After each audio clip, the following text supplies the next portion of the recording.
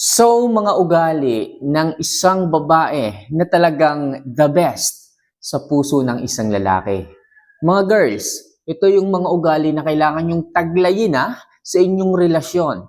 Kung bakit ang isang lalaki ay talagang mahuhumaling, in love, at hindi makukuhang tumingin sa iba.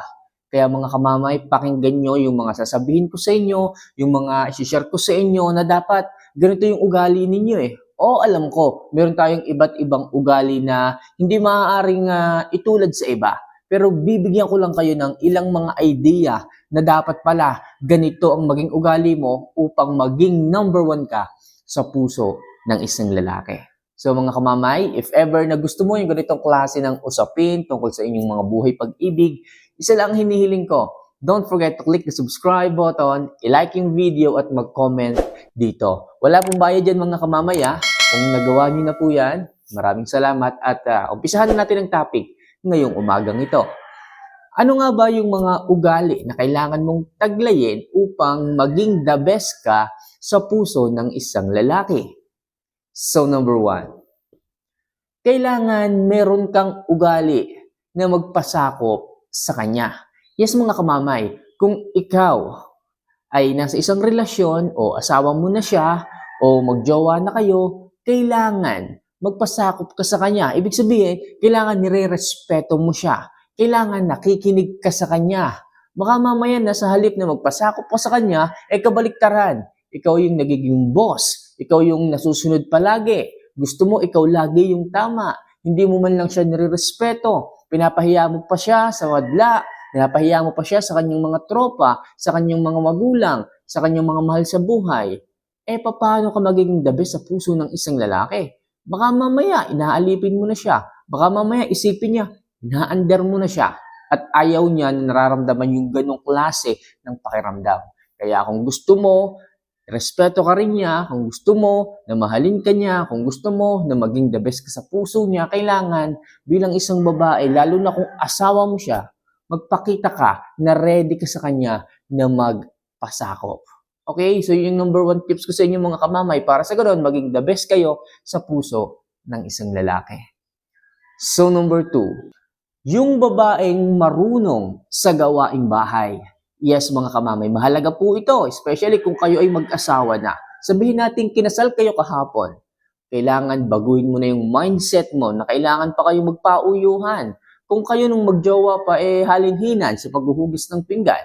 Kung kayo nung kayo ay una pa lang sa inyong relasyon, meron kayong schedule ng paglalaban ng damit, ngayon bilang mag-asawa na kayo, kailangan lahat ng gawaing bahay, ikaw yung gumagawa. Hindi mo maaaring ilambing o kahit pa ipakisuyo sa kanya, lalo na kung galing siya sa trabaho, lalo na kung meron siyang ginagawa at pagod na pagod siya, kailangan hati ang responsibilidad ninyo. Ikaw sa bahay, siya yung nagtatrabaho. At kung kayo naman ay merong usapan na ikaw yung tatrabaho at siya yung sa bahay, kailangan gawin mo rin yung part mo. Kasi pinag-usapan nyo yan, pinili mo yan.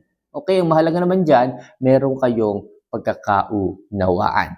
Okay, so number 2, kailangan magaling kayo sa mga gawaing bahay. Right?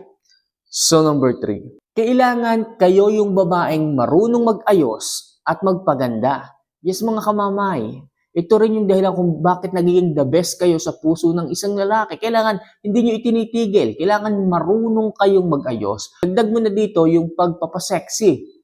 Kung kumpleto mo na yung package na yan, malamang sa malamang, magiging the best ka sa puso ng isang lalaki. Hindi ka niyan ipagpapalit. Hindi na siya hahanap at titingin pa sa ibang mga babae. Kaya lang naman yung iba, natutoksong tumingin. Natutoksong pumorma sa iba. Sapagkat kahit sarili mo, hindi mo man lamang maintindi Hindi mo man lamang mauna, napapabayaan mo na. Nung una ka lang magaling Nung umpisa ng inyong relasyon, o nung nililigawan ka pa niya. Okay, lagi kang tumitingin sa salamin, conscious ka sa iyong itsura palagi. Akala mo laging may puwing or something, may dumi ka sa mukha, kung makatitig ka dyan sa salamin mo. Pero bakit ngayon?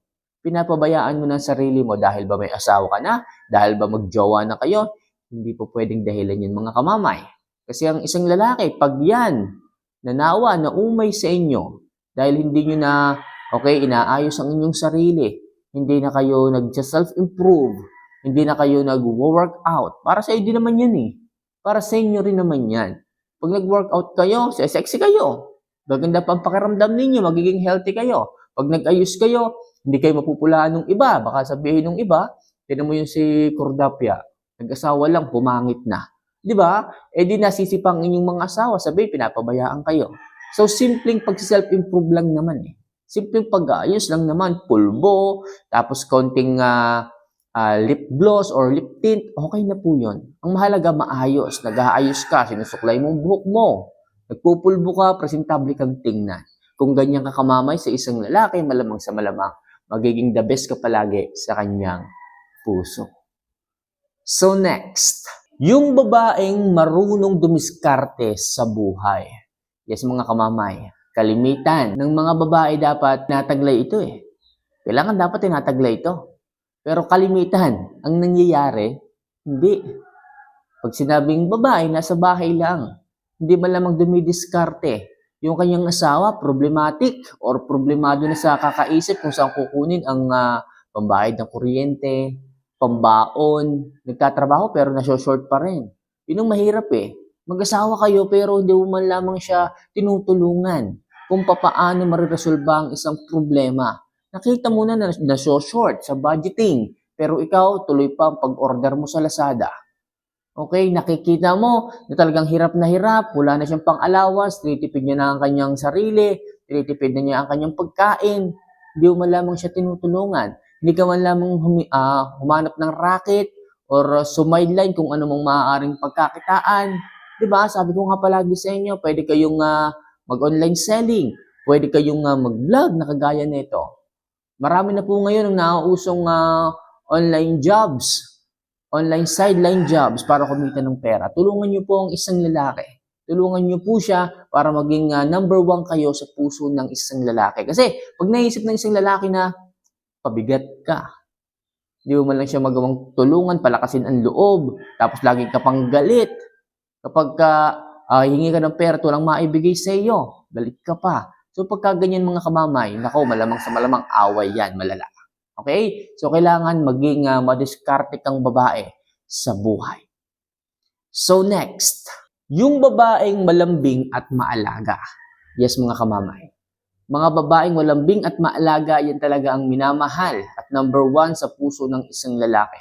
Kung gusto mong maging the best ka sa puso, kailangan iparamdam mo yung pagiging malambing mo, yung pagiging sweet, yung pagiging maalaga. Baka mamaya, sa halip na intindihin mo siya galing sa trabaho, ipagluto mo siya, okay, i-massage mo siya. Okay? Kailangan na panatag din ang kanyang isipan at loob pag uuwi ng bahay. Baka mamaya, pag uwi ng bahay, wala pang luto eh. Baka mamaya, pagdating ng bahay, bubukangaan mo pa eh. Baka pagdating ng bahay, sa halip na malatnang kanya doon, nasaan ka? Naroon sa tong-itan, nandun sa sugalan. Ano ba naman mga girls? Kung ganyan palaging ugali ninyo, hindi kayo malambing at maalaga, baka mamaya iwanan kayo ng mga yan. Baka mamaya awayin kayo ng mga yan. Gusto nyo ba yun? Gusto nyo ba na palaging nagre-reklamong isang lalaki na dapat ganito ka, dapat ganyan ka? Alam nyo mga kamamay, masakit manggaling sa isang lalaki o sa inyong asawa, sa inyong mga partner, yung reklamong ganyan, lalo na pagdating sa ugali ninyo. Kaya please mga kamamay, kung gusto mong maging the best ka sa puso ng isang lalaki, ipakita mo na willing ka na sikasuhin siya sa pamamagitan ng pagpapakita mo ng kalambingan at pag-aalaga. And last, yung babaeng magaling magluto at syempre, magaling sa kama. Yan mga kamamay. Magiging the best ka pag na-perfect mo to. Kailangan, hindi ka lang magaling magluto, kailangan magaling ka rin kumain. I mean is magaling ka rin sa kama. Okay? So pagdating sa kama, kailangan ipakita mo na nasa-satisfied siya. Kailangan gawin mo lahat ng pwede mong gawin. Kung gusto mong mag-helicopter, kung gusto mong magta-tumbling-tumbling, lahat ipakita mo, gawin mo na, asawa mo naman yan, partner mo naman yan. Hindi ko na questionin yan, hindi ko na kailangan pang ituro sa inyo yan, alam kong alam mo. Kung hindi mo alam, mag-usap kayo. Sabihin mo kung ano yung dapat mong gawin, magpaturo ka. Kung hindi ka man maalam ngayon, wala ka pang masyadong experience, walang problema sa lalaki. Ang pakita mo lang sa kanya yung willingness mo na matuto, na malaman at alamin yung mga gusto niyang bagay pagdating sa ganyang klase ng usapin. At syempre, yung magaling magluto, kailangan magaling ka rin magluto. Sabi nga nila, bago mo makuha ang puso ng isang lalaki, kailangan busugin mo muna siya. Kailangan marunong kang magluto. Paano mangyayari yon? Kung niprito nga ng itlog, nilagang itlog, hindi ka marunong. So, napapag-aralan naman lahat ng bagay. May mga online tutorials dyan, may mga step-by-step para procedure or mga recipe dyan. Napakadali na lahat ng bagay ngayon sa panahong ito. Kaya wala kang dapat idahilan sa akin kung bakit hindi mo magagawa yung mga bagay na yan. So mga kamama, yan lang muna sa ngayon. Sana kahit paano makatulong ito. Gawin niyo po ito ng kumpleto para sa ganon, ang isang lalaki ay ibigin ka at maging the best ka sa puso nila. So for more video and love advice na kagaya nito mga kamamay, don't forget to click the subscribe button. Gaya ng sabi ko, wala pong bayad. I-like yung video at mag-comment ka rin dito. So paano mga kamamay, see you for our next vlog. Paalam.